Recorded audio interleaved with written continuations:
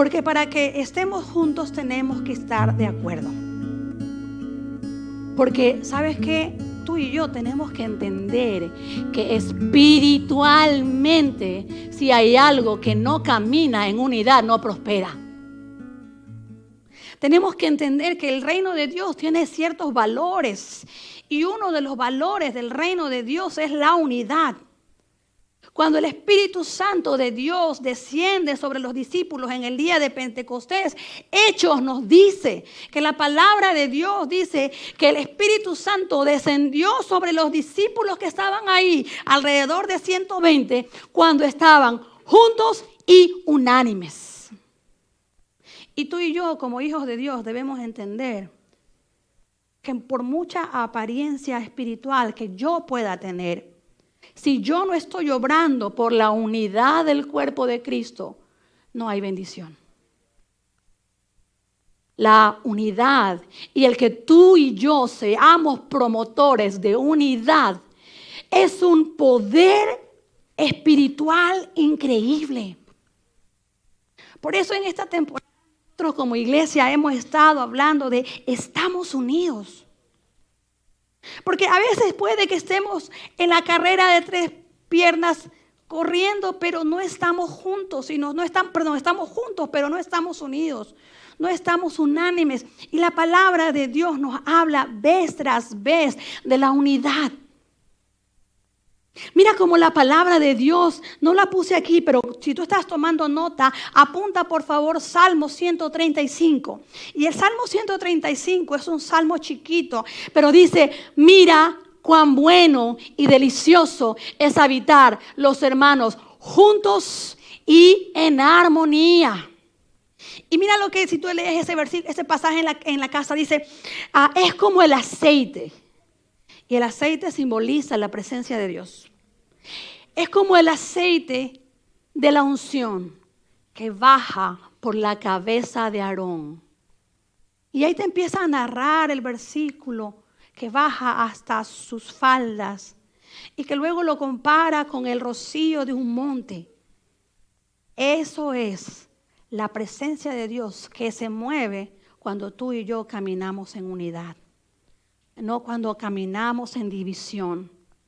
Y tal vez puedes decir, no, yo nunca he estado en una división. Pero tal vez tampoco nunca hemos sido parte de la unión de algo. Yo te puedo decir, siempre cuento mis testimonios aquí. Yo soy hija de un hogar disfuncional, muchos problemas. Y siempre, luego lo entendí, siempre cuando hay un hogar disfuncional, según dicen los especialistas, los profesionales, hay un niño que va a ser rebelde en estos hogares que tenemos problemas los papás o que tienen problemas los papás. Hay otro niño que es el que no existe. Y hay otro niño que quiere agradar a todos. Si tú has estado en un hogar disfuncional, identifícate con uno de ellos. Yo me identifico con el invisible. Yo estaba, pero no estaba. Pasen, tomen asiento para poder seguir. Mira, yo era eso. Y tengo que decirte que aún el día de hoy, por diferentes situaciones, ¿no es cierto? En mi caso, para mí, había problemas en mi familia. Yo era la mujer invisible. Ahí yo no existo. Tampoco estaba promoviendo la unidad. Yo sé que eran problemas de adultos. Pero el día de hoy, aún yo sigo respondiendo por mi trauma. Así que yo soy amo a la gente, pero siempre me mantengo al margen. Y la pregunta con la que el Señor me confrontaba cuando preparaba esta predicación, ¿estás haciendo algo por la unidad? Porque yo voy a decir, no, yo no hago ningún problema, me llevo bien con todo, pero yo estoy... Porque ¿sabes qué, iglesia? La unidad, una vez más, yo quiero que te quede claro, tiene mucho peso en lo espiritual. Rompe con patrones que han estado en nuestra familia. Rompe cadenas en nuestra familia. Cuando tú y yo somos promotores activos de la unidad. No como yo, a un ladito, no hago problema, nada pasa. No, no, no. Cuando tú eres promotor de la unidad, porque la unidad también es un llamado que Dios nos llama a ser provocadores de unidad. Y el día de hoy que tú y yo somos cristianos, debemos reconocer que la unidad se encuentra a través de toda la historia de la humanidad, se encuentra a través de toda la Biblia. Y cuando yo investigaba para hacer esta predicación, el Señor me llevó a conocer que el pueblo de Israel tiene un rezo que repiten en la mañana y repiten en la noche. Y ese rezo se encuentra en Deuteronomio capítulo 6, versículo 4. Ese rezo que ellos repiten constantemente dice: oye Israel, el Señor nuestro Dios, el Señor es uno. Y ellos lo repiten hasta el día de hoy, según lo que yo investigué, en la mañana y en la noche. Y cuando yo encuentro este rezo que se llama el Shema, y el Shema significa escucha, oye y actúa, yo veo cómo la unidad está toda la palabra de Dios, pero no solamente que atraviesa toda la palabra de Dios, sino que encuentra su esplendor cuando nos encontramos frente a un Dios que, a pesar de que son tres, Padre, Hijo y Espíritu Santo, actúan en unidad. Para ti y para mí, iglesia, como hijos de Dios, es realmente importante que trabajemos por la unidad, porque es el ejemplo que nosotros recibimos en la Escritura. Es el ejemplo que nosotros recibimos de Dios cuando Dios dice hagamos en el Génesis. Porque estaba Padre, Hijo y Espíritu Santo creando juntos. Porque la palabra de Dios nos dice que cuando están dos o tres reunidos en su nombre, ahí está Dios. Porque la palabra de Dios en Juan nos dice que en el principio era el verbo, pero el verbo era Dios y estaba con Dios. Y por medio de ellos fueron creadas todas las cosas. Unidad. Unidad, iglesia. La unidad es importantísima. Y es importante, iglesia, que tú y yo, escúchame, seamos promotores de unidad.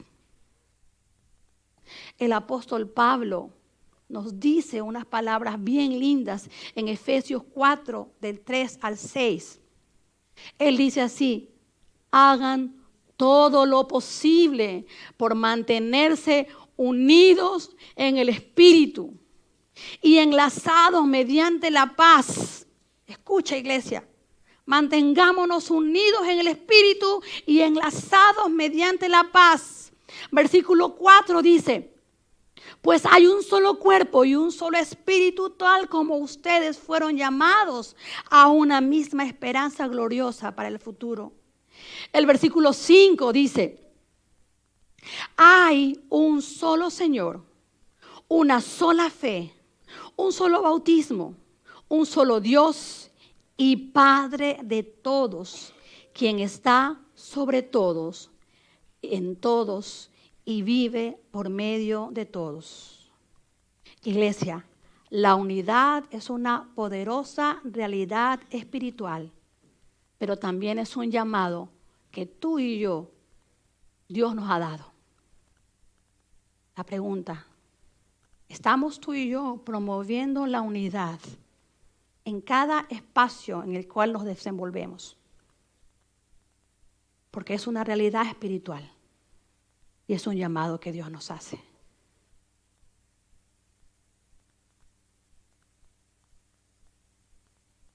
Tú y yo, iglesia, somos llamados a la unidad, no a la división. Nada, escúcheme, nada que provoque división viene de Dios, por bueno que parezca. Si alguna cosa, por linda que parezca la iniciativa, provoca división, categóricamente te digo, es del diablo. Jesús dijo en Marcos 3, 24 al 26, dijo: Un reino dividido por una guerra civil acabará destruido, dijo Jesús. De la misma manera, una familia dividida en peleas se desintegrará. Otra versión dice, un reino dividido no prevalece. Tú y yo, iglesia, estamos llamados a la unidad. Pero déjame decirte que en verdad que yo entiendo, yo sé, y como te digo un poco de mi testimonio, con mi forma de ser, que amo a todos, pero yo soy muy distante. Y cuando Dios me llama a la unidad, definitivamente me exige ir más allá. Porque no me puedo quedar con que, no, es que yo soy introvertido. No, es que yo soy, no sé qué. ¿Sabes qué? ¿Qué es el llamado que Dios me ha hecho? Es más importante que un título que yo me haya puesto o que el mundo me haya puesto. Tú y yo tenemos un llamado, iglesia, y te lo voy a repetir. Tenemos un llamado a ser entes activos, promotores de la unidad. Entes activos, promotores de la unidad. La Biblia dice, el que sabe hacer lo bueno y no lo hace, le es pecado. Y ahora, como tú decías, yo sé que no fue fácil. Nosotros lo hemos visto, hemos estudiado en esta. Por ejemplo, yo les traje en uno de estos días a Judas. ¿Cómo Jesús, Jesús, no cualquiera, Jesús, el maestro de maestros, experimentó la división entre los miembros de su iglesia? Experimentó la división entre sus líderes más cercanos. Eso también nos dice que sabes que tú y yo vamos a experimentar la división, aunque tú quieras, aunque tú te esfuerces, pero sabes que yo no me puedo quedar en mi esfuerzo.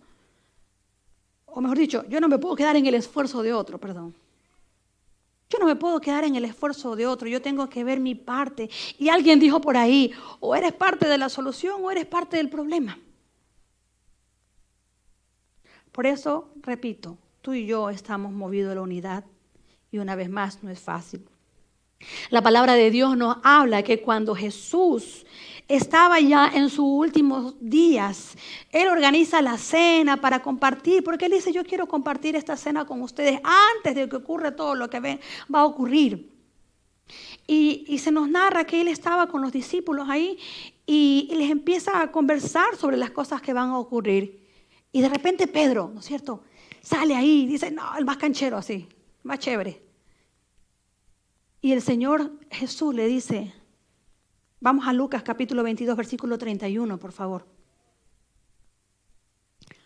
Simón, Simón, Satanás ha pedido zarandear a cada uno de ustedes como si fueran trigo. Pero dice Jesús, yo he rogado en oración por ti, Simón, para que tu fe no falle, de modo que cuando te arrepientas y vuelvas a mí, fortalezcas a tus hermanos.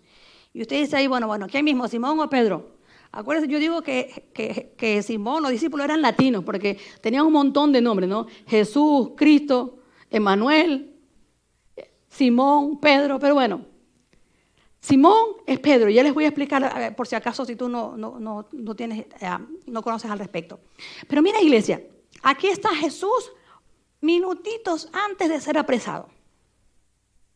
Horas antes de ser apresado, pasando un tiempo con sus más íntimos, promoviendo la unidad. Pero mira lo contradictorio. Él está promoviendo la unidad, les hace una cena y viene uno y se va a venderlo. Judas. La división. Y sabes que el Señor Jesús lo sabía, y yo creo que tú también tenemos que ser advertidos de que cuando tratamos de hacer las cosas bien va a haber división, pero tenemos que mantenernos ahí. Porque sabes que el Señor Jesús sabía la palabra de Dios y sabe la voluntad de Dios, porque Él también es Dios.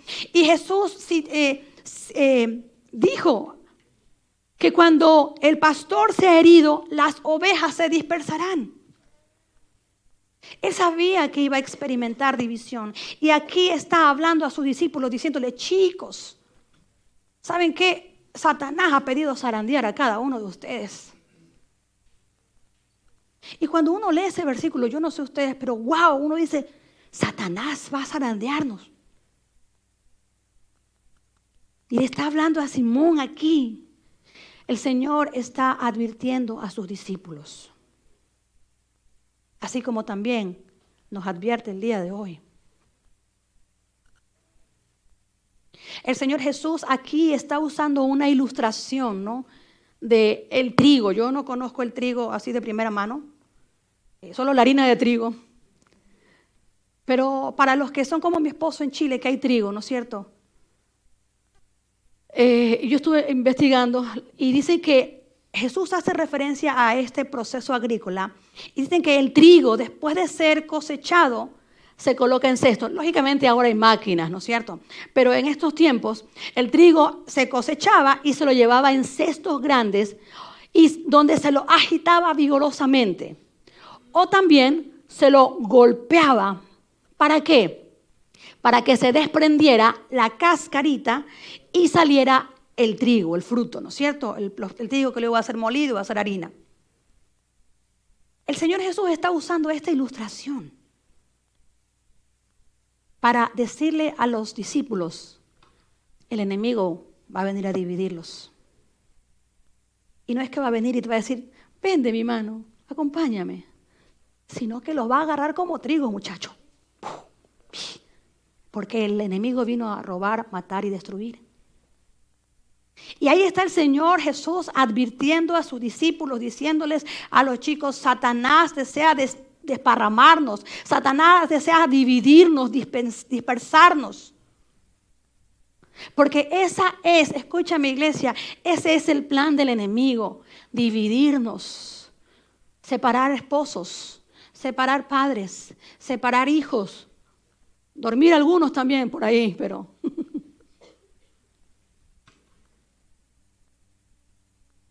Ese es el plan del enemigo, traer división.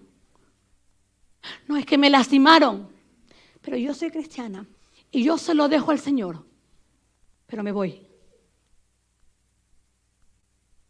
No, es que yo soy cristiana y ya los perdoné, pero no va a ser lo mismo. División. No, es que yo soy cristiana y ya me lastimaron, así que voy a guardar las distancias. División. En ninguna parte de la Biblia se nos dice que nos alejemos. En toda la Escritura vemos cómo, en primer lugar, Dios se acerca a nosotros, pero después Dios nos anima si tienes algo contra tu hermano o si tu hermano peca contra ti, ve tú con él y a solas y arréglalo. En ninguna parte de la Biblia la división es la respuesta. El mantenerme al margen apático, el aislarme. Escucha, iglesia, esa es la trampa del enemigo. Esa es la trampa del enemigo, separarnos, envenenarnos con la duda. Porque a la final lo que él está persiguiendo después de la división es que ni tú ni yo cumplamos el plan del enemigo. Perdón, que ni tú ni yo cumplamos el plan de Dios. Y me dijeron que sí, vean, ¿me están escuchando? Que ni tú y yo cumplamos el plan de Dios. Sigo avanzando porque yo quiero reflexionar en esto. Mira, ahí está Jesús hablando con sus discípulos y específicamente le habla a Simón. Y mira, en ese pasaje, si tú lo lees más tarde en casa o cuando lo leas entre la semana, en todo el pasaje le dice Pedro, Pedro, Pedro, Pedro, pero aquí le dice Simón, Simón.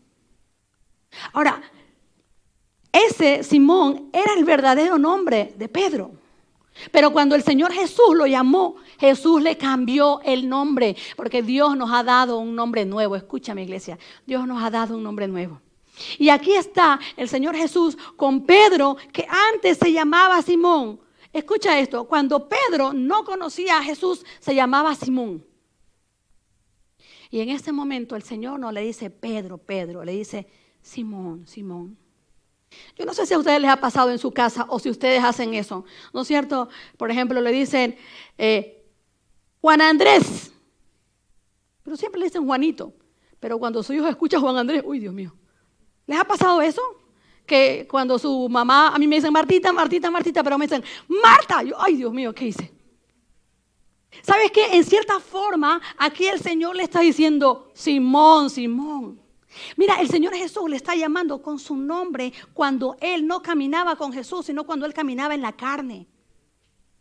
El Señor Jesús le está llamando la atención y diciéndole, Pedro, no, Simón, porque tú estás obrando todavía en la carne. Y sabes que la primera cosa que yo quiero animarte en esta temporada en donde hablamos de la unidad, perdón Rubén que estoy hablando muy rápido, es que, ¿sabes qué? Que tú y yo tenemos que sanar nuestro pasado. Porque si tú y yo no sanamos nuestro pasado, vez tras vez, el hombre viejo va a regresar. La Marta del pasado, la Marta sin Jesús. El Pedro sin Jesús, es decir, sin Simón. Iglesia, tú y yo tenemos que sanar nuestro pasado. Cuando tú y yo llegamos a la iglesia, como siempre digo aquí, el llegar aquí a la iglesia es el primer paso de muchos. Llegar a la iglesia no es la meta final, es el comienzo de algo nuevo que Dios quiere hacer en ti, en mí, una transformación preciosa que Dios quiere hacer en cada uno de nosotros, si tú se lo permites. Yo he visto aquí gente increíble, pero que por situaciones que ha vivido, no están viviendo la mejor versión de ellos mismos. Pero cuando conocen a Jesús, su vida es transformada. Pero no te quedes ahí. Porque ¿sabes qué? Mientras vivamos en este cuerpo de carne y hueso, tenemos que seguir experimentando transformaciones. Porque cuando tú y yo llegamos aquí, el Señor cambia cosas, pero el Señor va a seguir cambiando cosas. Porque ¿sabes qué? A veces nos quedamos con los trofeos de nuestras glorias pasadas. Es que yo antes era así. ¿Y hoy? Es que yo antes era acá. Y hoy, ¿qué nuevo ha hecho el Señor? Porque la palabra de Dios dice que nuevas son sus misericordias cada día. Iglesia, y ustedes saben que este es uno de los pilares de nuestra iglesia, sana tu pasado. Porque si no sanamos nuestro pasado, ¿sabes qué? Vamos a estar estancados. Y eso es lo que el Señor le está diciendo aquí a Pedro cuando le dice, Simón, Simón. Porque Simón era impulsivo. Simón era el de que yo lo resuelvo solo. Simón era el de que tenía exceso de confianza en su propio esfuerzo. Y el Señor quería decirle, Simón, bájale, mi hijo. Ese exceso de confianza que tú tienes, wow, es chévere, pero que tu exceso de confianza esté en Dios. Que tú y yo podamos decir todo lo puedo en Cristo que me fortalece. Aquí el Señor le está diciendo a Simón, Simón, Simón, deja el pasado atrás. Pedro era pescador, tenía a su esposa, tenía a su madre, era un hombre sencillo, franco, que a veces hablaba de más, que hablaba en nombre de los apóstoles. Y la Biblia nos dice que Dios lo transformó. Y si tú lees los pasajes, Dios sigue transformando a Pedro hasta los últimos escritos de la palabra de Dios. Iglesia, tú y yo tenemos que seguir sanando. Hay situaciones que a veces pasan y tú dices, Señor, ¿por qué me pasó otra vez? ¿Por qué tuve el mismo problema? ¿Por qué esta misma situación? Ojo, porque tal vez es algo que Dios todavía quiere sanar. Y hay que, Señor, aquí estoy. Y déjame decirte, de paso le hago una publicidad al encuentro. Los encuentros para nosotros son tiempos muy preciosos, donde sí, la verdad, escarbamos un poco sobre nuestro pasado. Pero tú no tienes que contarle a nadie, ni nosotros te vamos a preguntar. Vamos a dar charlas en donde tú puedes luego reflexionar e incluso animamos a la autoministración, que Dios te ministre. Y Dios sana heridas. Tú y yo tenemos que buscar también actividades de sanidad emocional, de sanidad espiritual, ser provocadores de nuestra sanidad. Y por qué no, si es necesario, buscar incluso ayuda de terapia o psicólogos cristianos. Déjenme decirle perdón a los profesionales psicólogos, pero yo confío mucho en los psicólogos cristianos.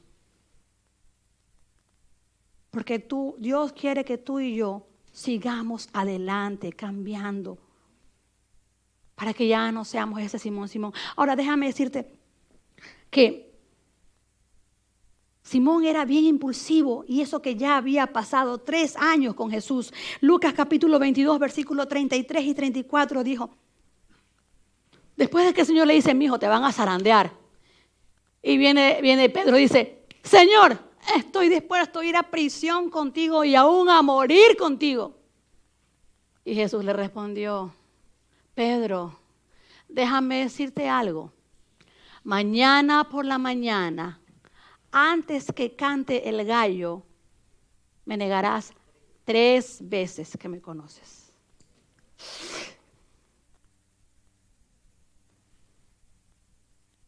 Iglesia, tú y yo tenemos que seguir sanando. Y si verás, quiero ser atrevida, y si alguien aquí me dice, no, yo ya sané todo, pellizquese porque tal vez se murió.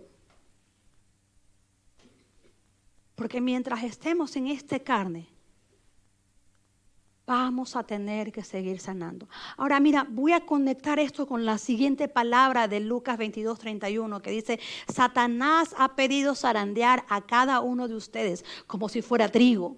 Y entonces uno dice, a ver, ¿cómo es la cosa aquí? O sea que Satanás le puede pedir permiso a Dios para que me peguen una arremetida.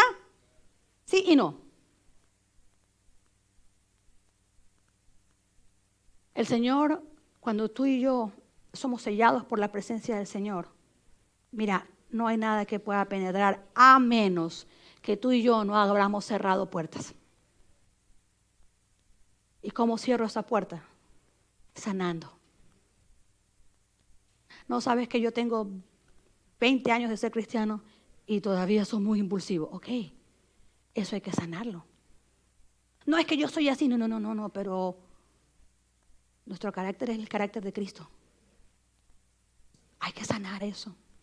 Porque sabes que muchos de nosotros no somos con el carácter que tenemos así porque así nacimos, desde bebé éramos peleones. No. Porque sabes que lamentablemente la vida sin Dios nos marcó, nos dio heridas, nos dio sufrimiento, que esa forma, ese carácter salieron como resultado a nosotros defendernos. Porque sabes que Dios puso las emociones ahí, perfectas. ¿Para qué? Para que nos cuiden. Pero resulta que un día esas emociones mismas se vuelven contra nosotros y tenemos tal vez un carácter u otra situación que no nos permite incluso ni siquiera a veces tener una relación de pareja, porque constantemente estamos con esa misma toxicidad o esas situaciones que son difíciles. Por eso, una vez más, si tú y yo llegamos a los pies del Señor, tenemos que sanar para que el enemigo no tenga acceso a tentarnos y a zamarrearnos o a zarandearnos como trigo. No, es que Dios lo permitió. Discúlpame, hay puertas que no se han cerrado y donde el enemigo entra. Porque hay una puerta abierta, no porque Dios lo permitió. Y en este caso, mira por qué Pedro fue zarandeado. Porque aunque Jesús le decía, oye, mijo, te van a zarandear. Ay, Señor, si así pase lo que pase, horas más tarde llega la multitud, llega un soldado, ¿no es cierto? Y viene Pedro, agarra y ¡juin! Le vuela la oreja a uno. Ya estaba advertido. Esa era la puerta abierta de Pedro, ese exceso de confianza, ese yo lo puedo, yo no sé cuál será mi puerta abierta. Estoy orando, Señor. Bueno, yo creo que sí soy muy bocona a veces, muchas veces. Pero que el Señor nos revele a cada uno de nosotros para poder decir, Señor, aquí te pongo mi boca. Señor, aquí te pongo mis emociones, Padre, porque constantemente me resiento con todo. Señor, aquí te pongo, Señor, porque yo aunque quiero ser parte de un grupo, siempre me excluyo y estoy ahí en división. Yo no sé. Eso es entre tú y el Señor. Pero definitivamente el Señor nos revela para que tú y yo trabajemos. Tal vez no son cosas en tu conducta o en tu carácter. Tal vez son cosas que debes dejar de hacer. Porque abren puertas a otras situaciones. Yo siempre les digo, cuando yo me hice cristiana fue a los 23 años. Y perdón, pero a mí me encantaba el baile. Eso, bueno, no tiene nada de malo. El día de hoy yo creo que no tiene nada de malo. Pero el problema eran las cosas que ocurrían en el baile. Y no quiero que tú te sientas incómodo, pero para mí, yo les he contado que cuando yo iba acercándome al Señor y yo venía, y yo decía, y solo a ti cantaré, y el Señor me dijo, hipócrita. Ay, cierto. Mira, yo no sé, yo no estoy aquí para señalarte ni para decirte que ora al Padre, que el Padre te diga esto. Esto es hija, esto es hijo, esto es Simón, Simón. Lo que tengo que trabajar contigo, ¿sabes para qué? Para que el enemigo no venga y te zarandee. Tú y yo, iglesia, tenemos que reconocer que la tentación es una realidad. La tentación es una realidad. Las pruebas son reales en todos nosotros. Pero tú y yo tenemos la autoridad para vencer la tentación. Porque la palabra de Dios dice que Dios no manda la prueba sin no mandar también la salida. Porque la palabra de Dios también nos dice que Dios no podrá poner cargas en nosotros que no podamos soportar. Así que, iglesia, tú y yo tenemos que ir cerrando puertitas para que el enemigo no entre como, en unos lugares dice como Pedro por su casa, en otros dice como perro por su casa, pero que no entre. Y eso lo hacemos cerrando puertas. Tal vez cosas que estamos viendo, que tú dices, no, esto no. Tal vez cosas que estamos diciendo, mira, perdóname, pero a veces hasta amistades que estamos frecuentando, que yo no te digo que las odies, yo le diga pecadores, no. Tal vez es sabio y sano que te mantengas al margen un rato, hasta que el Señor procese en ti y tú puedas regresar y ser de testimonio a esos mismos amigos que tal vez el día de hoy no te llevan a nada bueno. Cerrando puertas. Escúchame, iglesia. Muchas de las veces nosotros echamos la culpa a Dios. No es que Dios, ¿por qué permite esto? Mira, Dios a veces no permite nada. Son resultados de nuestras decisiones. Son consecuencias de nuestras malas decisiones. Y decimos, pero Dios, ¿por qué lo permitió? Sí, definitivamente hay cosas que salen de nuestro poder y de nuestras decisiones, enfermedades y otras situaciones que pueden ocurrir. Pero hay otras situaciones en donde definitivamente tú tienes la autoridad delante del Señor para cerrar esas puertas y para que la tentación, aunque pueda venir, Satanás quiera zarandearte, tú puedas vencer esa tentación.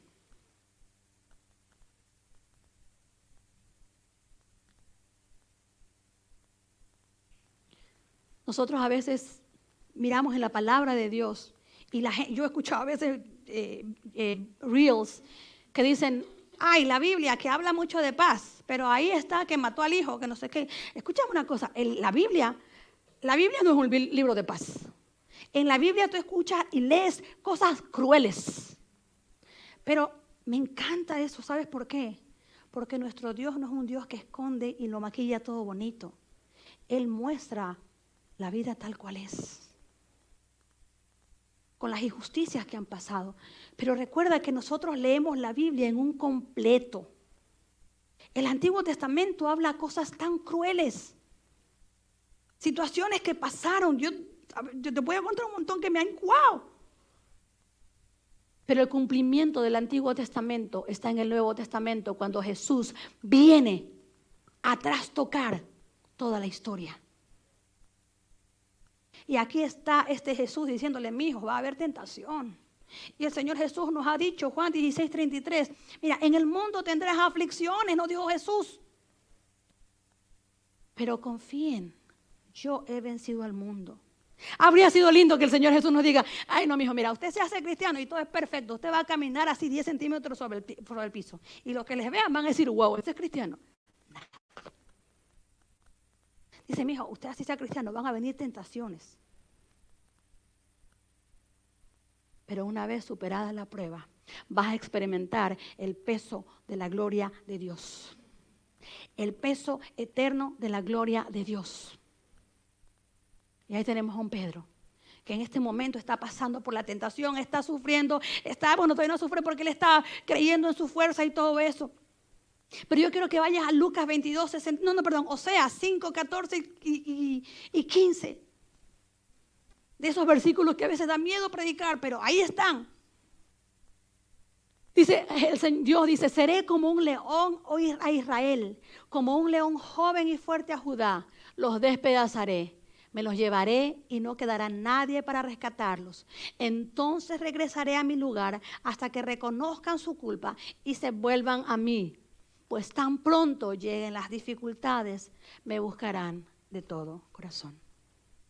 A veces las dificultades son necesarias en nuestra vida. El pueblo de Israel ha sufrido durante tantos años y con el perdón de los israelitas, pero aún sigue siendo un pueblo terco que sigue sufriendo.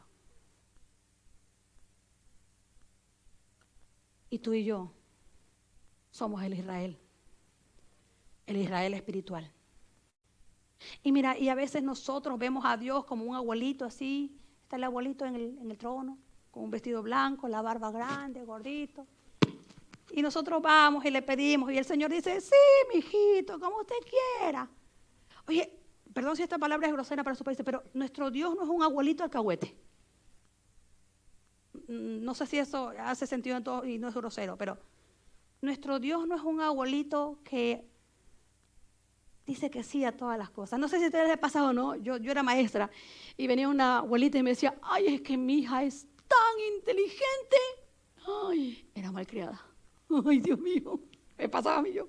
Cuando una abuelita me decía, es que mi nieta es tan inteligente, ella tiene iniciativa propia. Ok. Pero a lo que voy con esto, iglesia, es que a veces la prueba es necesaria. ¿Cuántos de nosotros a veces hemos tenido que estar en el borde de situaciones difíciles para recién decir, Señor, te necesito? Tal vez ustedes no, pero yo sí llegué. Y nosotros siempre contamos, si han escuchado esa frase de que solo falta que me mee un perro, perdón si es grosero, pues a nosotros nos pasó. Parados esperando el bus, todo nos había ido mal y vino un perro. No fue a mí, pero fue a mi familia. Y ahí dijimos, Señor, tenemos que buscarte. Porque el pueblo de Israel nos simboliza a nosotros, que somos duros de servicio, dice. Y a veces las pruebas son necesarias. Escúchame, iglesia, Dios nos ama. Dios quiere lo mejor para nosotros. Pero tú, si tú ves que un hijo tuyo se va a un barranco, ¿tú lo vas a dejar que se vaya al barranco?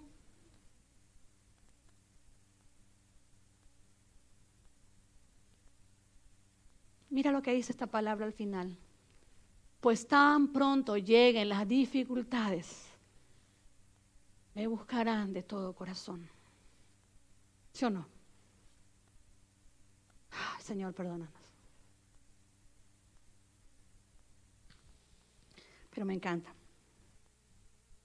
Porque el Señor dice, pero yo he rogado por ti en oración. Pero yo he rogado en oración por ti, Simón, para que tu fe no falle. Y ese es el rol de Jesús. Él intercede por ti y por mí. Pero ese también es nuestro rol, iglesia, el de orar. Es nuestro rol, la importancia de la oración en la vida de un cristiano. La importancia de la oración en la vida de un cristiano. La importancia de la oración en la vida de un cristiano.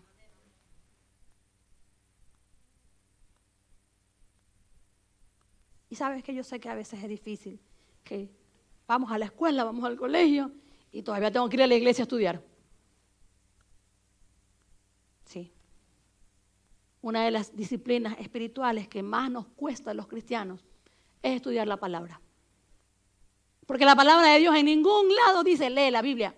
Ah, yo la leí 5 veces, 10 veces. No. Discúlpame, pero en ningún lado la palabra de Dios dice, lee la Biblia. Dice, escudriña las escrituras. Escudriña, eso quiere decir tomar mi Biblia, leerla, requetenerla. Señor, háblame, subrayar, mirar el versículo que resalta y esperar a que Dios hable. Orar. Iglesia, y esa fue la forma en que Jesús trató de librar a nuestro querido Pedro. rogando por él en oración. Así que, iglesia, una de las terceras cosas que quiero decirte en esta mañana, la oración es importante, así como cada una de las disciplinas espirituales que tú como cristiano puedes hacer. Yo te animo, levántate temprano en la mañana o antes de irte al trabajo. Oye, dale un tiempo al Señor. Un tiempo aquí cuando nosotros le decimos a usted, adora al Señor, mire, en ese momento no se ponga a pensar en las cosas que quedaron pendientes en casa. En ese momento aprovéchelo para decirle, Señor, aquí estoy. Y lo mismo en nuestras casas, levantarnos en el día y decir, Señor, Espíritu Santo, hoy te invito a mi día, hoy te invito a mi vida. ¿Por qué no lea la palabra de Dios, iglesia? Medite en la palabra de Dios. ¿Cómo vamos a creer si no hemos conocido? ¿Cómo vamos a ser cristianos si tampoco conocemos lo que Dios quiere hablar a cada uno de nosotros? Y me encanta cómo Jesús le dice, pero yo he rogado por ti. Y quiero avanzar aquí en esto, iglesia. La última parte de este pasaje de Lucas, o de ese versículo de Lucas capítulo 22, 31, le dice el Señor Jesús, Simón, Simón, dice, Satanás ha pedido zarandear a cada uno de ustedes como que si fueran trigo, pero yo he rogado en oración por ti, Simón, para que tu fe no falle, de modo que cuando te arrepientas,